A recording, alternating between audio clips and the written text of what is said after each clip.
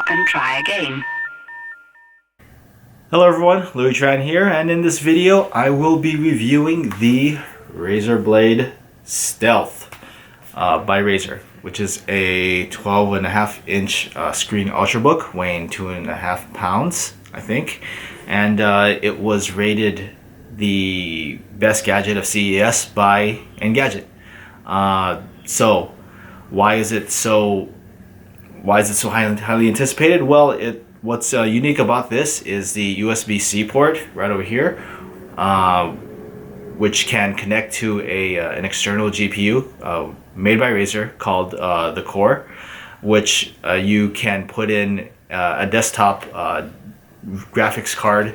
So, basically you're going to be getting desktop-like graphics performance into this small little ultrabook. So, let's go ahead and start with a review. Wait, let's quickly unbox this thing. Okay, I'm gonna tear it open with my bare hands. Oh, there's the invoice. Okay, some paper. Oh, here's the Razer itself. Alright. Oh man, I need a blade, so I'm gonna grab a nail clipper.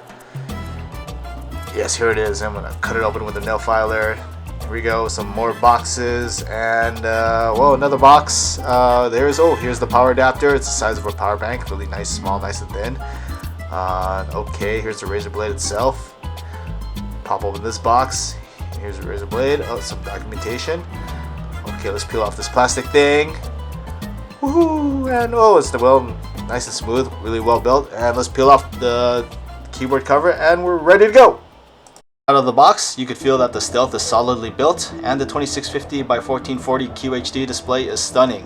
The Stealth has Razer's signature Chroma keyboard, which is a customizable lighted keyboard feature, and you can change it to several color combinations. I have it constantly changed color, so anyway, let's flip it around. Right now, I'll let it focus for a little bit. Okay, so you have a 3.5 audio port, a USB 3.0 port, and a USB-C Thunderbolt port. And flipping into the back, you can see that this thing is a fingerprint magnet with all my fingerprint smears. But hey, look at that logo right there. It lights up. It's not lighting up right now because I have it turned off.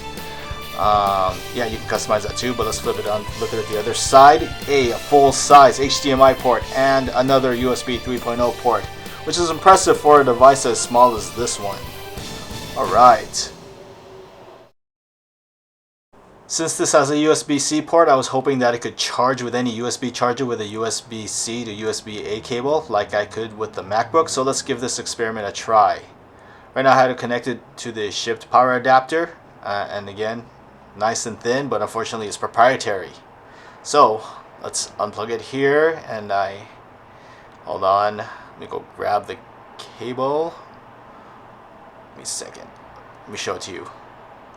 Alright, here's the cable, USB-C to USB-A cable, and I'm going to plug it into the iPad charger, which I used also to charge my 12-inch MacBook Retina. So let's plug it into the Stealth. Let's see. Alright. Hold on. Oh, wait a minute. Wait, it's not charging. Oh,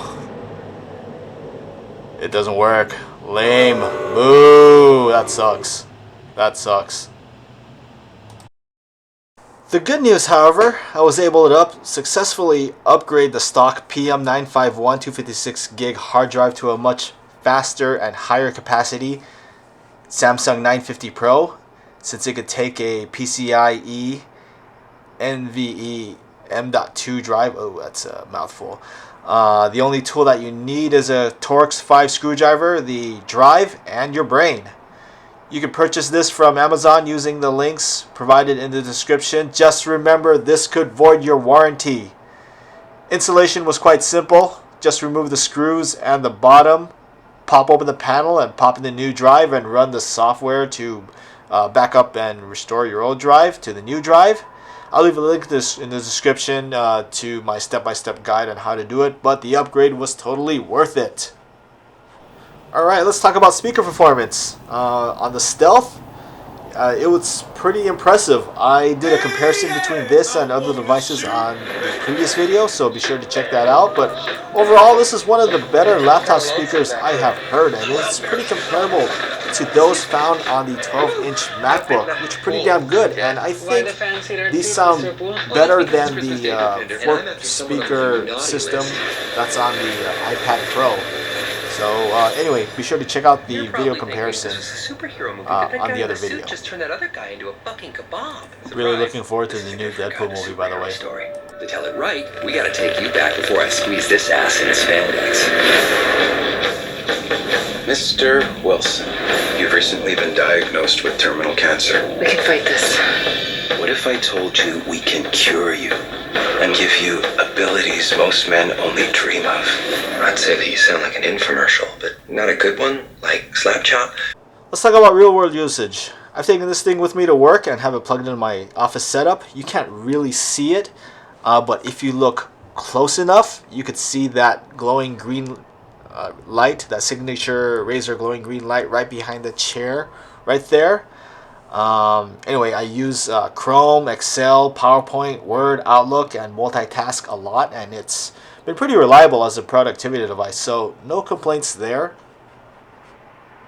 Since the whole point of a thin and light or an ultrabook is taking outside your house, let's talk about that. Sure, it gets a lot of looks at a Starbucks where MacBooks and Dells are the norm, but who cares about that? I totally appreciate the fast performance of the i7 processor while being nice and light at 2.5 pounds when I carry this in my backpack trying to catch the next flight in the airport. Now let's talk about what Razer's been known for, gaming. Now without the Core add-on, which hasn't been released yet, you're limited to games that don't need a high-performing graphics card. If you try games like Tomb Raider or Crysis, it's kind of lag unless you put the details on the lowest settings.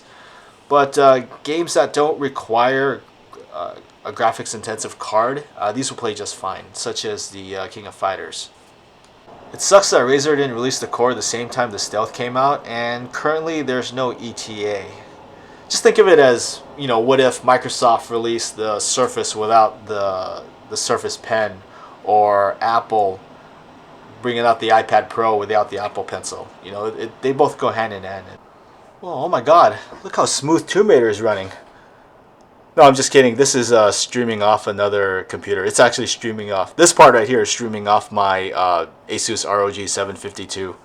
But, one thing to note, you know, at the time of the release of the Razer Blade Stealth, there was a pretty bad glitch where gaming performance was throttled when it was plugged into a power source. You know, Razer knows about this problem, and they're going to release a fix to the public soon. If not, they already did at the time of this video is out.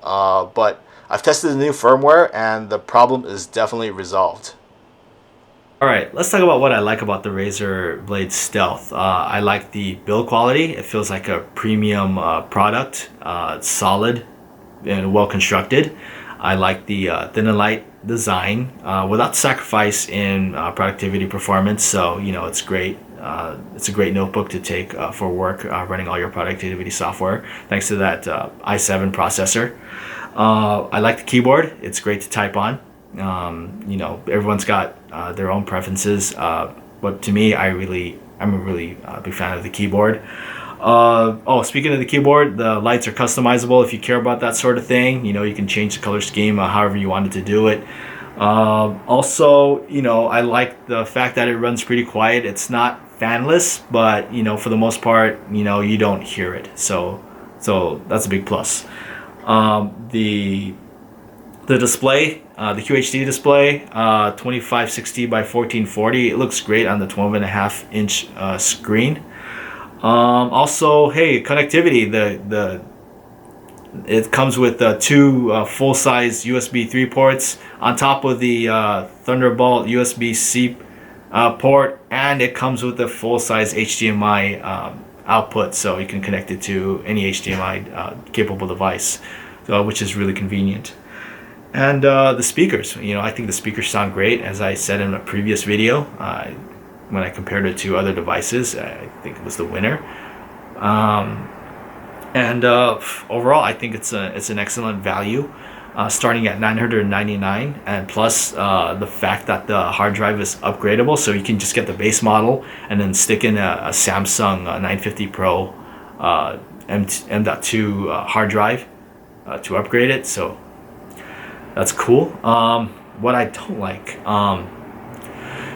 you know, not to be too picky, because I really like the Razer Blade Stealth. You can't charge it on an external battery pack. You know, I miss that. That's one thing that I miss about the Retina Macbook, where I can just plug it into a Mophie, plug it into an Anker external battery pack, or plug it into any USB wall charger using a USB-C to USB-A. Unfortunately, the Stealth can't do that, and you got to use their proprietary charger, which they still, at the filming of this video, they still haven't sold in stores, because I hate carrying chargers around, and I'm always paranoid about losing those. So, you know, if the charging adapter is the only one that comes in the box, oh man, you lose that thing, you're kind of screwed. Oh, and right, what I don't like, another thing I don't like is the Core add-on external GPU unit. It's hasn't been released yet. It's not available at the time of the Stealth release, and you know, Razer has been pretty quiet about it in giving us an ETA on when that's coming out. So another thing was the glitch, but in throttling gaming performance when it's plugged in, but you know, that's been addressed by Razer, so there should be a fix, like I said, coming. But anyway, guys, thanks for watching the video. Give a thumbs up if you liked the video, and if you didn't like it, you know, you don't have anything nice to say, don't say anything. But anyway, see you guys on the next video. Hey, thank you.